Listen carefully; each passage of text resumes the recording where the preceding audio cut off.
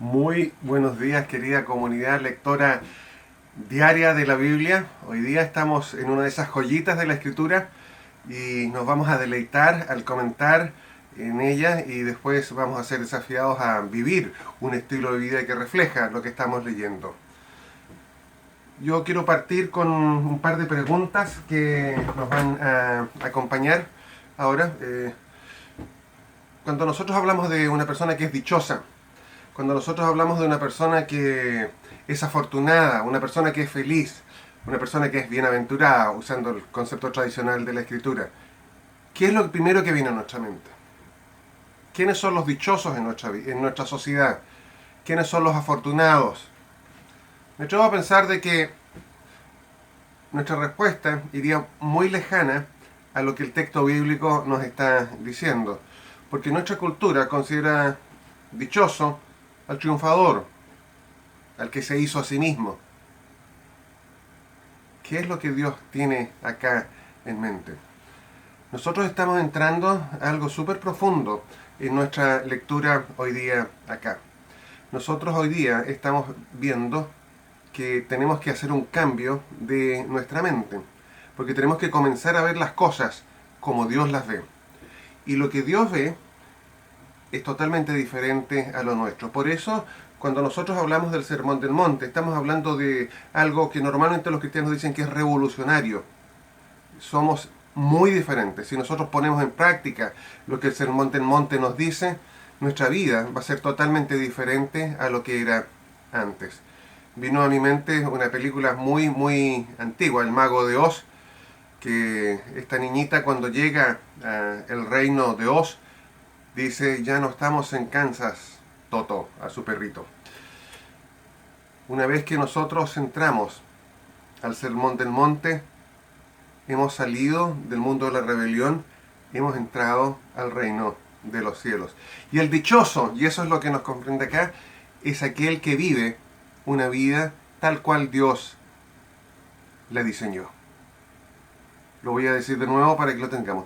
El dichoso, el afortunado, el feliz, el bienaventurado, es aquel que tiene el privilegio de vivir la vida tal cual Dios la diseñó. Y esa persona es dichosa no por esfuerzo personal, sino porque Cristo le llamó. Pedro, Andrés, Santiago y Juan, los discípulos, no entraron a este reino por voluntad propia. Ellos fueron llamados por Dios. No son ellos los que hicieron el esfuerzo lo hizo Dios. Fue Dios en Cristo que les dijo, vengan para acá. Yo creo que eso es algo que tenemos que entender. Esta dicha es un regalo de Dios. Y lo primero que nos dice la Escritura hoy día es que nuestra dicha consiste en reconocer que necesitamos de Dios. Dichosos, como dice el pasaje, los que tienen espíritu de pobres. Dichosos aquellos que reconocen que necesitan que Dios trabaje en ellos. Dichoso aquel que no negocia con Dios, sino que se entrega a la misericordia de Dios. En la Escritura, consistentemente el pobre es aquel que no tiene nada, solo tiene a Dios. La dicha está en entender de que la fuente de nuestra vida, la fuente de nuestro contentamiento, no está en nosotros, sino que está en Dios. Y cuando tenemos eso claro, cuando tenemos claro que todo lo que le da sentido, propósito a nuestra vida, lo que trae salud y armonía a nuestro ser, solo cuando tenemos eso claro, ahí podemos entender de que el reino de los cielos es una realidad para nosotros. No por lo que nosotros hemos hecho, sino por lo que Dios hizo por nosotros. Y el resto de las bienaventuranzas nos ayudan entonces a entender esto en mayor profundidad. Porque aquel que es pobre también sufre por el pecado, sufre por el dolor que le hemos causado a Dios. Y pensemos un poco en el dolor del Padre cuando ve a su Hijo sufrir en la cruz. Ese es dolor. Y yo, como una persona que reconozco mi pobreza espiritual delante de Dios, ahora entiendo ahora comprendo cuán enorme, cuán terrible fue mi pecado. Es tan terrible que Cristo tuvo que venir a este mundo y morir por mí. Así de terrible es este pecado. Y sufro por eso. No solo sufro por eso, sino que también estoy aprendiendo a poner en práctica, en mi vida, otra característica que veo en Dios, la humildad. Lo vimos en Filipenses, que Cristo es humilde, se negó a sí mismo, abandonó lo que era suyo para venir a este mundo a rescatar a los demás. Y lo que Dios espera, lo que Cristo espera, es que ese tipo de características comiencen a reflejarse en ti. Una persona que sufre por el dolor, no eres indiferente a lo que sucede. Una persona que es humilde, que es capaz de negarse a sí mismo para la gloria de Dios y para el bien de los demás. Eso es lo que Dios espera de ti. Y también, por último, el primer bloque de las bienaventuranzas, el dichoso es aquel que quiere que en su vida y en toda la creación la justicia de Dios sea la realidad normal.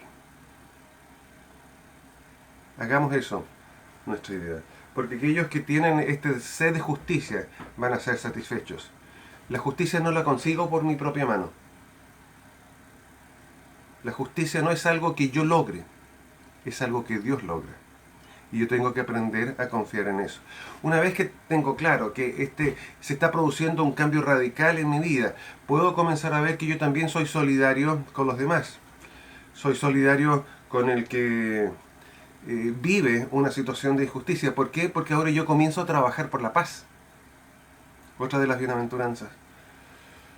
También me relaciono con los demás no para buscar engañarles, sino que para que ellos también puedan disfrutar una relación plena, porque comienzo a actuar con un corazón limpio, con el corazón de Jesús. Si nosotros vivimos así, querida comunidad lectora de la Biblia, nosotros vamos a comenzar a pagar un precio. Y tenemos que entenderlo. Cristo se relaciona con nosotros con las cartas sobre la mesa.